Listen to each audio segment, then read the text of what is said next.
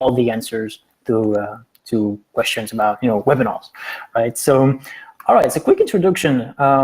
First of all, so yeah, my name is Gilles, co-founder, CEO of Livestorm, and I pulled this stats from when I was just preparing the slides. And in 2018, we are basically approaching 50 hours hosting webinars in 2018. So that's a lot of time in front of the webcam, speaking and talking about what we do. So I thought that was a pretty cool stat. Other thing is to talk about Livestorm. So we're a webinar software, and so far we have streamed in 2018 almost 500,000 minutes of webinars. So that was a pretty cool stat as well. So we've seen many different use cases, many different, I think we've seen it all, right? From the most embarrassing ones to the most exceptional ones. So yeah, one thing I wanted to introduce first about webinars is basically it's quite different from meetings, right? I mean, we get often a confusion about webinars versus meetings. And I think the things to remember about webinars is the one-to-many configuration, right? It's a group session, as if you were going to teach an assembly to, something about your expertise, your whatever you guys teach or want to, talk about. So it's a one-to-many, and basically people don't interact with you through, webcam, screen sharing, or whatever. They do it through chat, questions, etc. Unlike meetings where everybody has access to webcam, etc. So that's the main differentiation. All right, so why I think webinar matters to me, I think in 2017, so it was last year, I pulled this stat from a study, I think it was from Forrester or something else. Basically 66% marketers in 2017 consider webinars one of the most effective tactics for B2B marketing. So basically every aspect of B2B marketing, so lead generation, sales, conversion, even like customer success, and you have all those usual suspects, right? So newsletter, blog posts, white papers, industry focus, blah, blah, blah. And then at the very top, you have meeting the person face-to-face, and then below that, hosting webinars. And I think the key is that it's scalable. So two people behind a webcam like us can basically, tell a story and host a webinar and teach people about a specific topic to hundreds, if not 1,000 people at once, and even have some kind of personal interaction. So you can say, for example, hey, James, thank you for joining. And, it's still like a personal touch, right? But you can do that at scale. I think this is why it is so effective. And to tell you more about the use cases you can have with webinars, so on Livestorm, this is a pretty, I think, the breakdown of the main topics we see. So you have demo webinars, which are basically showing off the product, showing how it works. Then you have the training webinars, which are more of the customer success side of things, when you nurture your customer with the recent features, focus on specific features on the product, on support at scale, essentially. And then you have also content marketing, which is more of a top of the funnel thing when you talk about the industry, the problem you guys are solving. Or, for example, we'll talk about lead filters specifically, but it's more about lead generation, for example. That's a pretty broad subject, pretty broad topic you could talk about in a content marketing type of webinar. And then you have specific use cases that we see as well for, let's say, larger groups or larger companies, like internal communications for board meetings, HR sessions, that kind of stuff. All right, so that's for the use cases that we see on Livestorm. All right, so I think a good idea would have been to break down the funnel of marketing and sales, right? So you have like this buyer journey that we see. If you guys know HubSpot, they have talked about a lot of about how to split the sales and marketing funnel. You have those full steps, so awareness, consideration, decision, and then after converting, how to make people stay, how did it become like loyal customers, and so on and so forth. So yeah, and that translates to prospect, lead, opportunity, blah, blah, blah. If you're running a SaaS business, then a lead is potentially a trial, potentially like a demo submitted or something like that. So that's the basic framework everybody of most of companies uses now to break down the marketing and sales funnel. So the idea is, how do you bring webinars as an inbound channel in that funnel, and where does it fit, and how it can be most effective. So the next slide here, okay, first of all, if we take, lead feeder example, I want to know who is visiting my website, what should I care? This is the main question that people, basically ask about themselves when they stumble upon the lead feeder website, say. So I want to learn more about what they do, what does that matter to me, etc. Right? So usually you guys have newsletter, blog posts, ebooks, those website itself to tell more about what you guys do and why this is important, right? So as a webinar, I think that you could translate that with a very broad subject about, how to, there's an example here, how to launch a first sales outreach campaign. So this is a pretty broad topic that will speak to your audience, that could be applied to pretty much all the companies that have a sales department. So that could be potentially using lead feeder. And when you dig into the topic, you will probably get at some point where you talk about lead feeder specifically. So it's a pretty broad topic. You could create a webinar very top of the funnel. And then the cool thing about this specific topic about outreach, it is so broad, it is so green, that you can basically have the live webinar, talk about it, answer to questions, and then just transform that webinar into an on-demand webinar, and then boom, you have basically an evergreen video with a form in front of it, and you continue generating leads, generating interest in your job, basically in what you guys do at the very top of the funnel thing. So I think the main stage, the first stage, is a content marketing top of the funnel webinar that is the most evergreen as possible. And the main objective is to capture as many registrations as possible and drive the traffic, a portion of the traffic, to that webinar. All right, I see a question here. Yeah, there will be a recording after the webinar, I think, right? So, okay, cool. All right, second stage is consideration, right? Why should I, why should I buy this? How does that fit my business? I'm interested. I know, I guess, I get the idea. I know that this could be useful, but how do I know that will fit my business, my stack, my needs, right? So that's a consideration stage. And usually what happens there is people fill out a form, they get a demo, they get a qualification call with the sales team, etc., right? And webinars are a great way to, maybe have a second, more top of the funnel filter. So basically you have a lead, then you pass them into like some kind of qualification webinar, have an industry use case focus. For example, for lead feeder, it could be typically a product demo webinar, right? And then you explain what you guys do in a nutshell. And then if people are interested, then to have like more private one-on-one call to discuss their needs. But you have a big like session filter in front of the salespeople to make sure that you send like really qualified MQLs, so marketing qualified leads, to your sales team, to have a proper and better handoff, right? So that's the purpose of those webinars. And again, if you have less qualified leads and you want to, let's say, waste those leads, but you don't want to send them to your salespeople as well because obviously they're less qualified, then you just turn that webinar into an evergreen webinar, an on-demand webinar. Those guys get a demo, and then you push them. If you're running a SaaS company, you push them a trial. You push them, something they could have self-serve, right? The idea is to basically reduce CAC, reduce the cost of acquisition, reduce the sales cost. So typically webinars are great for that, increasing conversion, increasing the MQL's quality, and then reducing costs with the less qualified leads. And the third step, which is essentially, should I buy a lead feeder? I'm pretty sure that lead feeder is my go-to solution, but how am I sure that it is true? How am I sure that I'm not making any mistake, right? So that's a decision process, right? You have a demo, you had everything that we talked about. Now, how can webinars go here? So usually this is a one-on-one calls that you have with an account exec that will basically close the deal, or it could be a case study, something that is more focused on a specific customer that got results.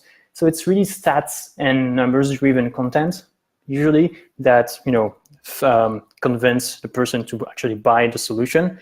So again, the same thing here applies. You just have, for example, webinars that are will bring that kind of content in a live session. And what you can do is have something that is customer focused. To give you an idea, I recently hosted something like this with Mention. Mention is a media monitoring solution like your Google Alerts typically. And I had a webinar about a customer story that we had. So it was a written customer story, and we hosted a webinar on that specific story. So it was basically like an interview, and then it turned that interview into an evergreen video form thing. And they implemented that in their decision process funnel. So if a sales team had like a doubt, or they wanted to nurture someone to make sure they go to the next step and buy the product, they will nurture them with that kind of content. What kind of decision-making content? All right.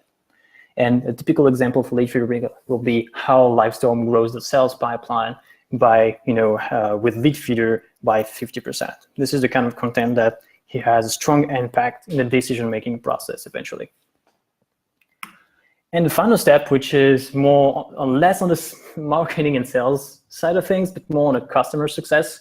It's, okay, so I just bought a product, and now that I'm just paying lead feeder, I want to get results now. I want to make sure that my account is properly set up, that I'm not, missing any point, that I'm getting, those leads I'm missing. That was like the initial promise, right? I want to get my leads now. So how do I do that? And usually, I think Peter will tell the same thing, but you have one-on-one calls, onboardings, and you send them content and stuff like that to make sure that they have the proper stuff. And usually the thing is, you say the same thing over and over again for, let's say, maybe half the time. Usually, unless you have a really enterprise customer or something with specific needs, but usually you say the same thing over and over again. So I think having an onboarding webinars, even if it's an on-demand, you cover all the, let's say, more technical stuff that you guys talk about, over and over again. So it could be like how to, where to put my tracking tag for lead feeder, how do I, set up my Google Analytics connection, that kind of stuff that is really, really basic in the setup, but is super essential. But maybe you don't want to waste time in doing that over and over again, because if you do that yourself, each one-on-one, you have like maybe 8 one-on-ones a day saying the same stuff, where you could have 1 hour and, have tens, if not thousands of people at once actually, getting the same content. So technical demos, support-focused webinars, even maybe some support live Q&A open hours. I recently stumbled upon I think it was MongoDB. So it's pretty technical stuff, but basically it's a database platform. And they have webinars as open offices. It's pretty cool. So basically it's each Monday or each Tuesday, 5 p.m. It's pretty like open mic, right? So they're waiting on the room, people join up, and then just do like live Q&A. And there is no specific content prepared ahead. It's just like live Q&A. They do like a improvised demo on the fly. So it's, yeah, I mean, everything can happen, right? It's not very controlled, but it has this, it's interesting how they do support at scale like this. And again, the idea is not to get volume, is to make sure that people attend. So the KPI here is to look for attendance rate, not for volume. It doesn't matter if you have like 10 people if you have more than one person, then you already won, because you're basically building up on productivity, right? So an example for lead feeder will be how to set up your account for best results. As simple as that.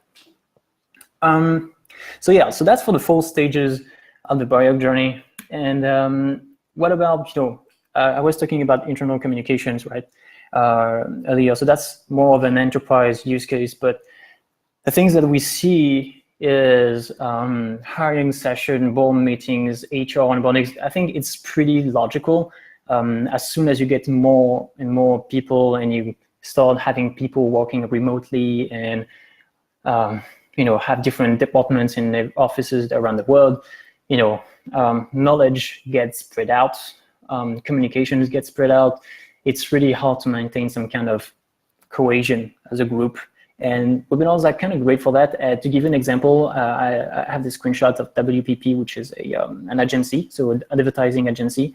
And the things that we do is basically they have they choose an agency, they choose projects, internal projects. They have like 1,000 advertising agencies. So they choose different projects that they showcase, that they highlight during this group session. They invite like I don't know, like a creative director or something, and they talk about those kind of projects that they do in offices. And it's a great way to build up a library of ideas, to build up a library of knowledge internally at a large scale. So obviously that doesn't apply to every kind of company. For us, we have like either that doesn't make sense. But when you have over 1,000 or over 2,000 people, it's spread it over the globe. It's pretty interesting. All right.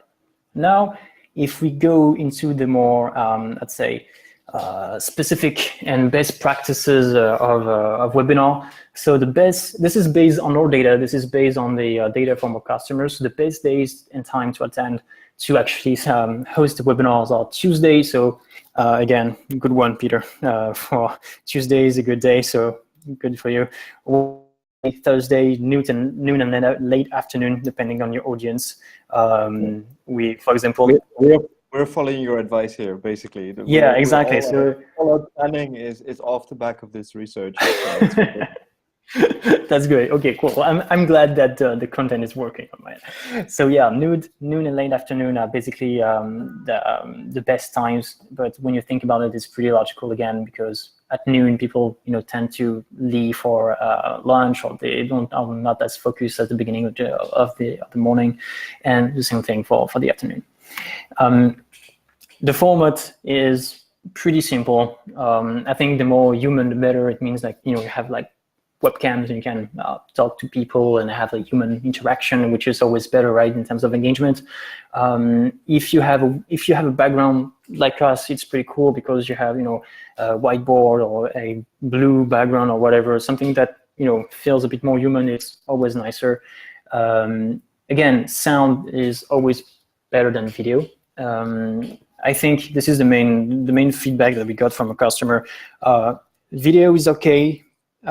Mostly it is important for screen sharing, but for the webcam, it's not that important compared to sound. You can try it, but if you go to YouTube and have a really poor connection, you won't really mind for the video. But you can watch video in 480p, but you cannot watch a video with a really crappy sound. It's super annoying. So yeah, sound is always best. Make sure that you wear headphones to make sure that you have at least less echo as possible. We have a lot of echo here, but I'm trying to basically decrease it, but it's kind of depends on the room, right? But 30 minutes is a good format. After 30 minutes, people tend to leave and are not super less. I don't know how to say that in English, but they pay less attention. Casual intro, have a kind of icebreaker, and say, hey, thank you for coming, blah blah blah, where you're tapping from, have some kind of chat that way, just like we did. And obviously screen sharing or just sharing your PDF that like we're doing. All right, technical stuff, and then I'm done, and we do some Q&A with Peter. But yeah, close all apps, please. Just quit that Google Chrome or Dropbox synchronization. That it's a lot of bandwidth, and you don't want that. It's super important. Use Chrome if you're using a browser-based software like us. Don't do screen sharing with an entire screen. Use only one application open. This is super important as well. It eats a lot of CPU, leaves of computer power, and it impacts your bandwidth essentially. And then yeah, have someone to host it with. It's always nice to have someone helping you during the webinar or interacting with you. Yeah, all right, let's move on to some Q&A. Whoops, forgot to unmute your microphone. Here we go. Sorry. So yeah, you were saying, what about me, Peter? Well, what about us here at Leadfeeder? So we were in a situation where we have around 20,000 users, and training them one by one was just not feasible. It was just not scalable, to use a very famous or a very overused word. And what I saw is that, and we could see that also in our retention, is like the more people we would actually speak to when we actually gave them a good sort of insight, and not just how to use the tool, but also give them a bit of context, that would just, like, it was a clear boost in retention when that happened. So obviously I was also thinking about how can we scale this, like, and how can we bring this further.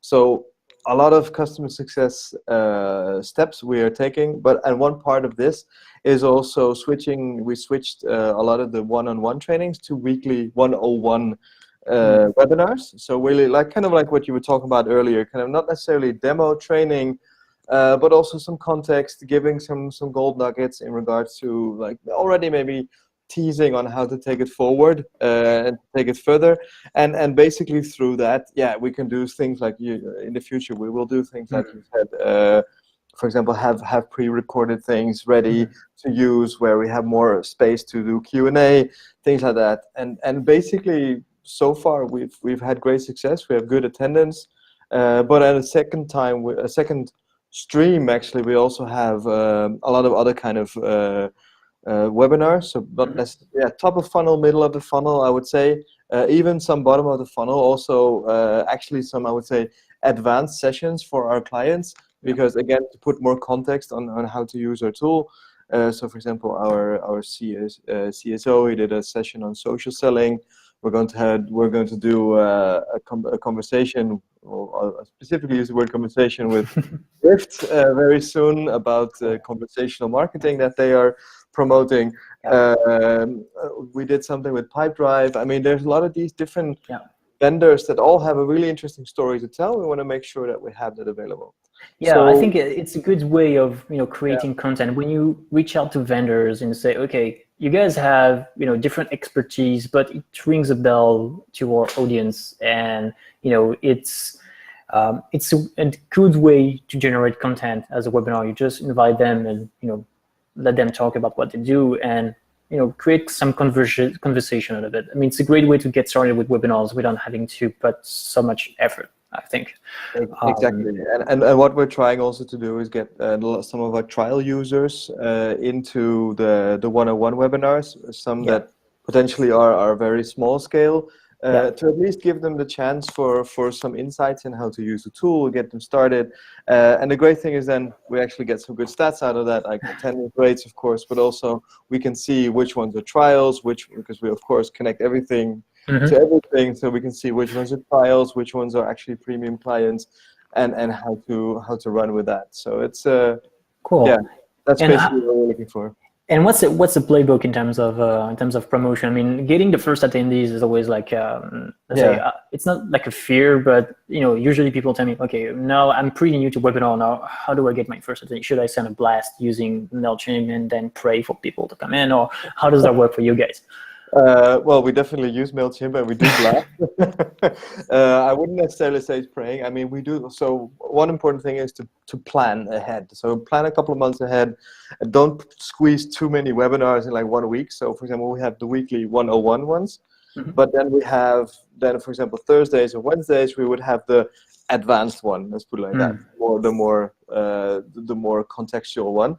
And then we'll start 2-3 weeks in advance to start promoting that. Sometimes we have a few sort of that are connected, and we want to kind of tell them as a series almost. So then we would promote them together. But that's of course a mail blast. But then we would also use social media. Like everybody in the company is active on LinkedIn, for example. So we actively try that. We are active with LinkedIn, Facebook, Twitter. You will see our content show up there. Yeah, and let me see. I have a message here from Bruno. Leadfeeder is a great tool to which companies have visited a website to go further, and how to use this tool to contact prospects. There you get it. You have a topic for your next webinar. There you go. Exactly. Well, we actually had one about that, exactly that recently, Bruno. It was called Sales Tactics. You saw it. Excellent. There you go. There you go. Fantastic. And of course, we're going to build further on that because, of course, as we learn from you, our clients, we also learn better into how to use the tool because, of course, this is a revolving door as well. So don't worry, Bruno. There's more coming.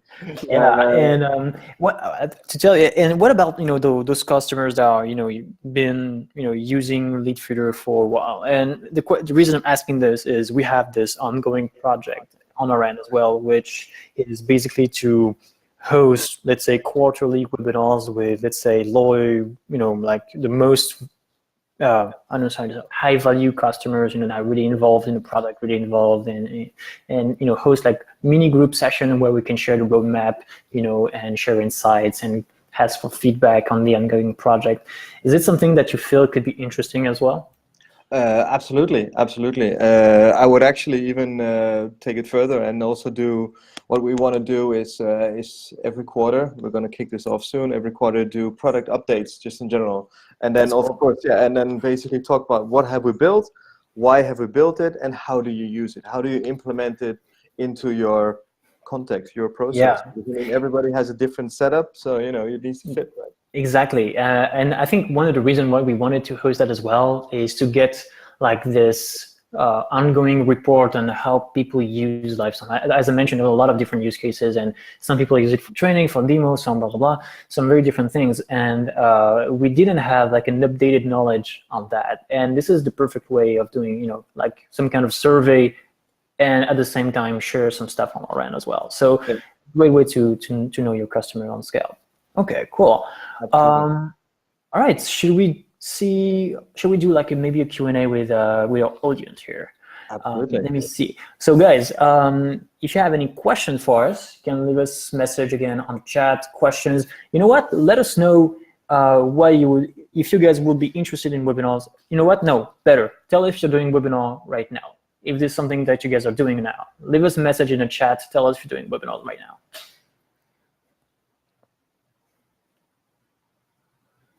All right. All right, you're done for the moment, but you will do. Okay, and why do you think that would be a good idea on your use case, Bruno? Starting at the moment for the C. Okay, awesome. I see also in the questions there's one in regards to Leadfeeder. Yes, James, good question. I think this requires a little bit longer discussion in regards to how to use Leadfeeder. Okay, cool. I'm gonna write my email address, and let's take it further there, and then we'll make sure to set up a session to help you do this. Just so we make sure we focus here on the exactly the webinar side of things. Yeah. But happy to help you, James. So, Bruno, I don't do web for the moment. As I say, to teach how to use tools for the sales rep. Yeah, that makes sense. I think actually how to use tools to our sales rep is an interesting use case. I think it's more like an internal thing and how to spread knowledge across the company, if I understand this correctly. So that's a cool use case. Bérangère here, company Bérangère, I think this is like a French name here. I'm pretty sure. Company uses Livestorm for content marketing webinars. So yeah, content marketing, another typical use case. Doing webinars, promoting them B2B audience, social media is not the easiest task. How do you make sure you are reaching to the right people the right way while promoting your webinars? That's a good question. Initially, with Livestorm, we tried different type of social media promotion, and I think that we narrowed down to two things. So essentially, we focused on our customer profile, so ideal customer profile, ICP, and we knew that we were mostly selling to SaaS, so software companies. And at the time, we were pretty small, so we knew that we had to focus on, maybe like communities, essentially, not like the whole entire Twitter feed and etc. But For example, if you find like Facebook groups talking about growth hacking, or Facebook group talking about SaaS or Slack, or talking about inbound marketing, those guys, the term webinar and the term SaaS and marketing, it will resonate. So at some point, we knew that we had to get involved in that community. And from time to time, we just dropped, hey, you know what, we are hosting this webinar, and people started to register.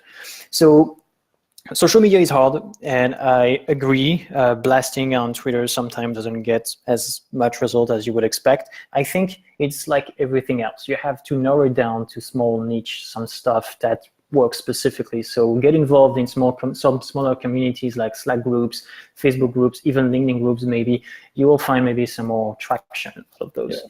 Something to add here. So what in regards to our cadence, we do a blast, but then we also do a follow up a few days before, and it generally gives a huge bump, additional bump just before, because of course people don't necessarily know in advance whether already they can join or not, and yeah, that's one thing that helps. Another thing also in regards to using social media to reach out, what we do actively, what we also tell everybody in the company to do when we when we have a new client and we get to speak to them, we actively connect with them and their team on especially on LinkedIn.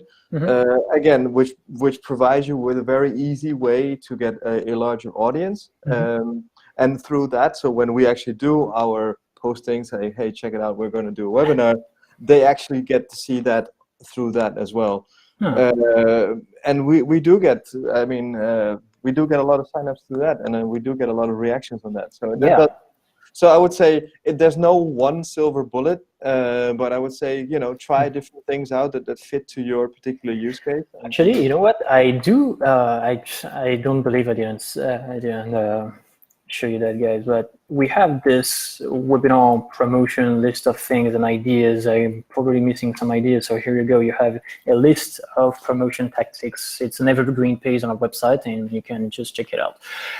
Basically, one thing that we have did promotion-wise that has been working pretty. I mean, I'm a lazy kind of guy, so I don't want to promote like do one-offs and stuff like that. I come from a culture that company culture, we need to basically automate all the things, right? And what I love about promoting is doing stuff on the long tail. So what I do is we have this widgets, right? When you can basically list of your upcoming webinars or the registration form or whatever. And we have that on our website. You put the widget as well on, let's say, decision-making pages, so the features, the pricing, or comparisons, or that kind of pages that have high value. And if people need to have a demo, they will just see the widget and register, and that's it. So that's one of the first promotion lever for us. The other one is including the link to our webinars in our automated emails for the onboarding and everything else. So pretty much all of the automated emails, in-app messages using Intercom. There was always a link somewhere to go to the webinar and register if they want. And from time to time, when we have like a joint webinar, like we are having now, or like some kind of one-off, then yes, we do one-off promotion as well. But we try to have like automated and long tail promotion as much as possible. And without any effort, we have this weekly webinar, demo webinar. So it's kind of a mid-funnel decision-making webinar. We get around 50 registrations every week without having to lift a finger. So you leverage your traffic, put the links, where it's the most visible, and you'll see the traffic coming, So yeah, that's how we do it. All right. Let me see. There are more questions here. No, we're good. Oh, I see someone typing. Several people are typing. Excellent. Yeah. Let me see. There are more questions here. But yeah, we do have a trial period. Actually, it's not a trial period. It's like a free account. So feel free to try it out. There is a free account try Livestorm, try Lead Feeder if it's not the case already, but I think it's the case already. But I think then the takeaway is, if you're going to try Livestorm, make sure to try Lead Feeder, and if you're going to buy Livestorm, make sure to buy Lead Feeder. The same thing. It's a full package. It's a full package. You have the top of the funnel. You have all the funnel taken care of. Exactly. Okay, awesome. Well, you go ahead. Well, if some questions coming, some more typing. Thank you, Phil. Yep. Oh, you already have Lead Feeder, so you have the job is done. We'll take care of that. We'll take care of you, Bruno. Don't worry. We're here to help. Awesome.